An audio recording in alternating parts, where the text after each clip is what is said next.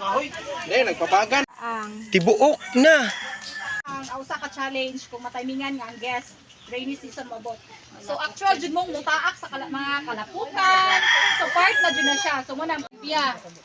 Kaming mga patters, mga dato mig kamot. Kaysa sige na mo halos kada dog hikam ani wa jud mi kubal. Sige. Unsa na siya nga anak ma'am? Aragnagaan? Gamay lagi na kayo. Anay sudasin. Oh, gamay kay gamay magud nga na may sizes ang kuan ro ng asin. Wala siya pagbak.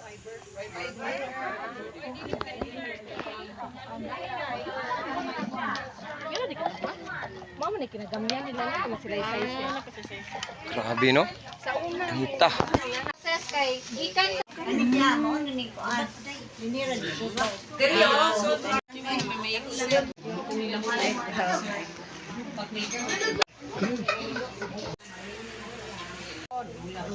Unya na po niya ako anong balikon o mo. Magahi ni Waet. Tagpila po ka oras te. Magahi. Depende ra po. Pwede ra po niya. Ugma ra po na balikon. Pero dili necessary buwan. Dili. Dili siya para sa semento. Para ma... Kung magkuuna dayon ang tibuok na. Kamot. Na. Okay. Kani kaya ni kay dagko man ning ako. Pero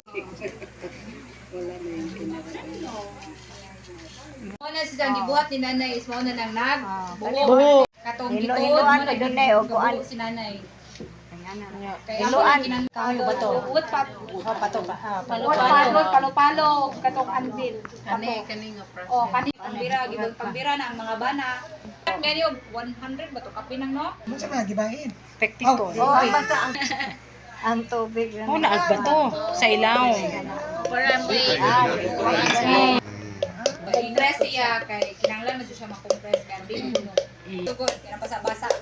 So kung mauga-uga na siya, the more nga uga, the more nga pero kung mauga na siya nga paingon na nimo i-finish to drying, nagiktik na sa timo. Kanang inganaon man siya. Mao na way mag bukol-bukol. So hamis